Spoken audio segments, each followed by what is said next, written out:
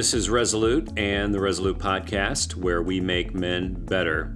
I am Vince Miller, your host, and today we're in a new series we're entitling From Addiction to Freedom. And today we're in the first lesson in this series. The topic today is Powerless.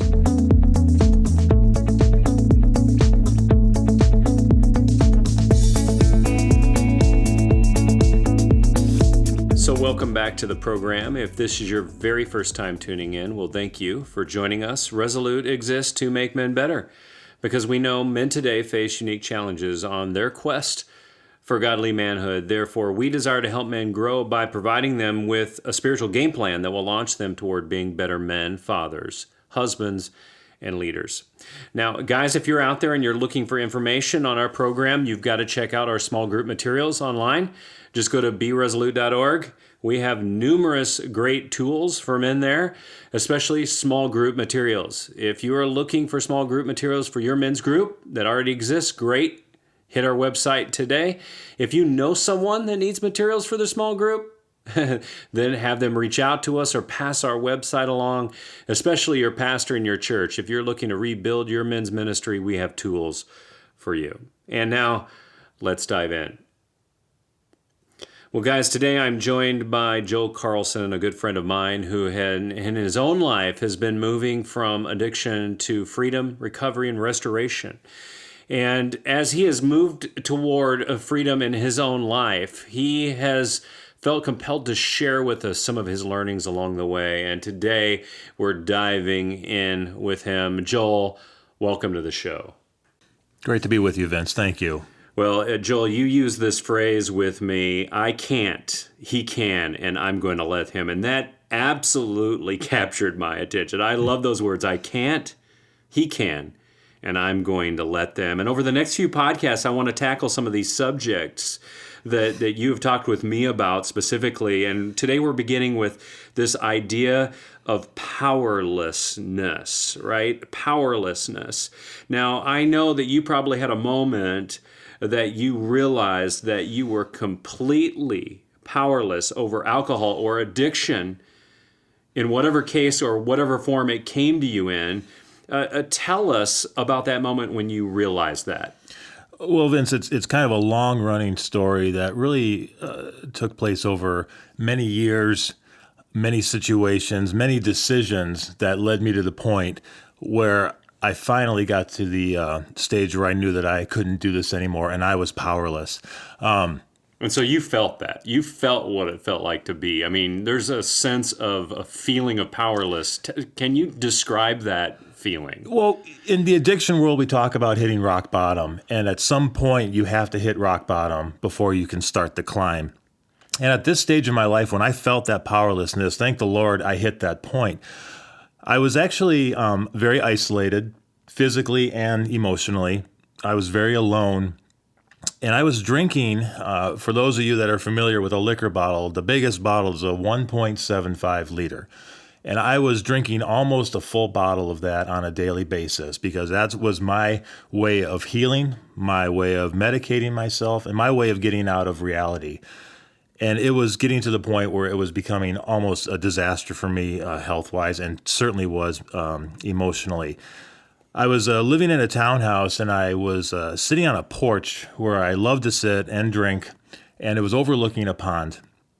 And at this point, I have 4 children, and my ex-wife was saying to me, Joel, if you can just quit drinking, I'm going to let you talk to the kids more, because at that point in my life, I was talking to my kids who live 2,000 miles away once a week on speakerphone so she could be listening to what I was saying because she couldn't trust my words.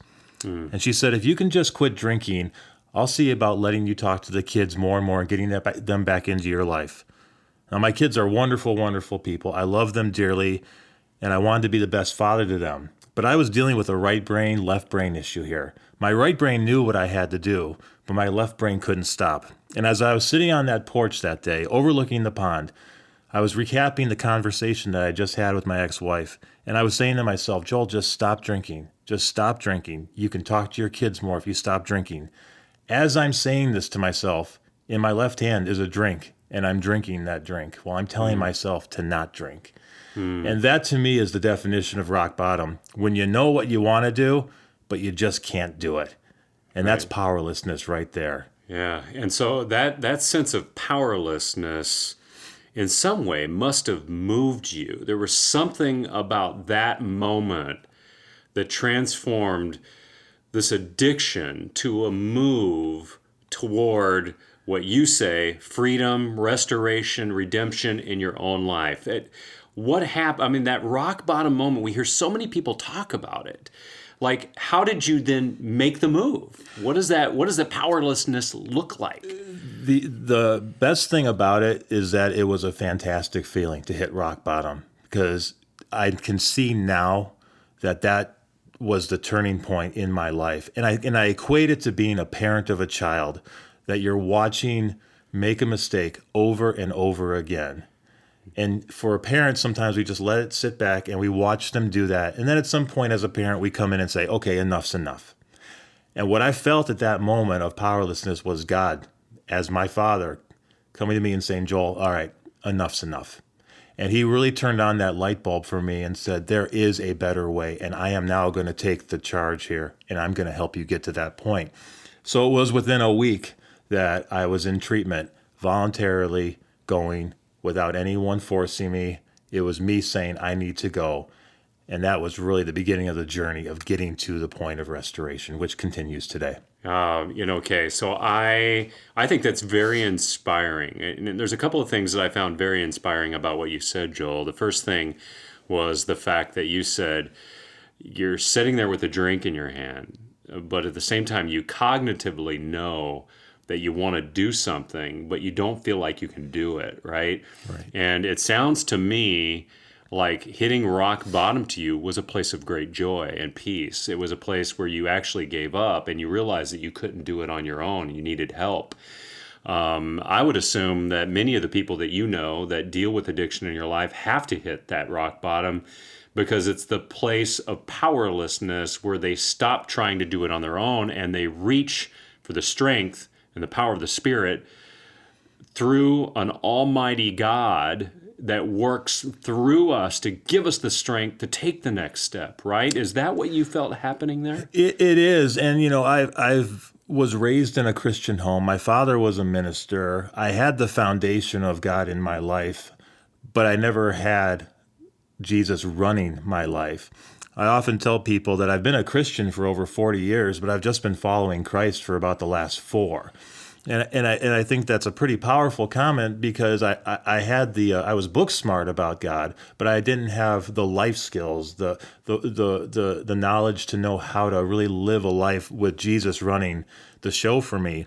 And so I understand that having to hit my rock bottom was key. But fortunately, when I hit that rock bottom, I knew that I had God down at the bottom there picking me up and saying, okay, I caught you at this rock bottom point. And now it's time for me to start building you back up. Are you going to let me do this, Joel? And I could feel God saying, I'm going to do this. Will you let me? And down the road here in our discussions, we're going to talk about that period of surrender. And that is so crucial. I could have gotten caught by God, but I could have just brushed his hand aside and let myself keep falling.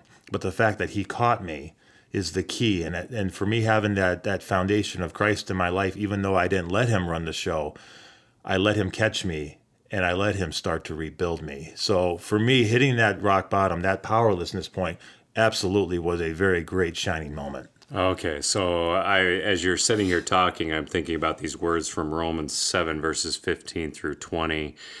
Paul says, I do not understand what I do, for what I want to do, I do not do, but what I hate to do. And if I do what I do not want to do, I agree that the law is good. And as it is no longer I myself who do it, but sin living in me. I know that nothing good lives in me, that is, in my sinful nature, for I have the desire to do what is good, but I cannot carry it out. For what I do is not the good I want to do. No, the evil I do not want to do this, I keep on doing. Now, if I do what I do not want to do, it is no longer I who do it, but it is sin living in me that does it. Okay, so that probably describes that moment, right, Joel? It's a perfect description of that moment, because you can even see in these writings this right brain, left brain thing working there, trying to figure it out. And that's a real difficult thing when you know, and when I knew what I had to do. And it goes beyond the not drinking. There were so many other things in my life that we'll discuss later that I knew I had to do, but I didn't see any other way out. I didn't know how I could get through a day without a drink in my hand. I woke up each morning with a bottle next to my bed, and from 6 a.m. until midnight, there was a drink in my hand, because that was the only way I thought I could get through my day. But all that time, I knew that there was a better way. I knew what I had to do. I just couldn't do it. Talk about complete powerlessness then. Yeah. You know what I love about this text? I love about this text, Joel, the fact that this is Paul, the apostle, one of the greatest men of the New Testament, other than Jesus Christ, and he's self-admitting that he has moments and sin. And his sin probably wasn't alcoholism. It was probably something else. Right. But he, just like you, just like me, struggled through some sin that continues to beat us up over and over and over repetitively, right? Where we feel, as you say, this left brain, right brain thing, or maybe Paul might say here, this battle between flesh and spirit, you know, that powerlessness over the flesh that kind of keeps eating you alive. It keeps destroying the spirit, and there's a moment that you give in, that powerlessness where the spirit takes over and God consumes your life, because sin lives in us, unfortunately, in this day and time we live in. So as we close off our time, Joel, for all the guys that are listening out there, there's got to be some actionable around this powerlessness that you would sum up in a sentence. What would you tell these guys to do in the face of a sin? It's not just alcoholism, but a sin that repetitively beats them up. What is the point that you want to make to these guys about this word, powerlessness? For me, my sins were so out there and exposed and obvious to others that it was easy to say, wow, Joel is collapsing in so many ways. I had to get to the point of identifying that myself. But each of us, we struggle with something that might not be known by everyone. It might be a prideful thing or a dishonest thing or a deception thing. It could be so many things that you're trying to keep hidden.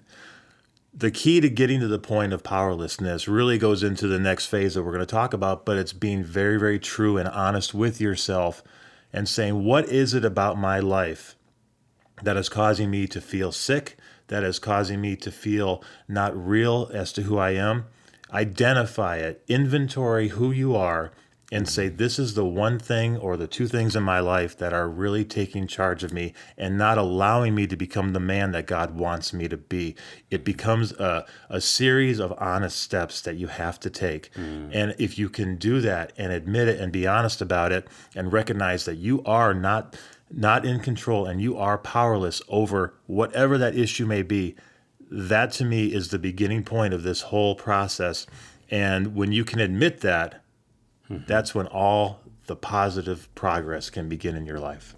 Oh, thank you, Joel. This is perfect. It all begins with that sense of powerlessness. Whether we are willing to admit it to the world or not, we've got to come to the end of ourselves and realize that we can't, but He can. Thanks, Joel, for being with us. Thank you, Vince. So as we close, I want to remind you that none of this would be possible without you. Your prayers, your financial support, and your encouragement, they keep us going. Therefore, we would be honored to have you consider a monthly donation to Resolute. Even a small gift makes a huge difference for men around the country. Just head to the website, beresolute.org. Click the word store on the menu bar and then find donation, and you can give a gift there if you like. All gifts are tax deductible. And men, as a reminder, and as I always say, I hope you enjoyed this podcast, but please know that the time that we spent today together is worthless unless you act on it. So do something today by getting off the bench and into the game, and I'll see you right back here next time on another episode of the Resolute Podcast.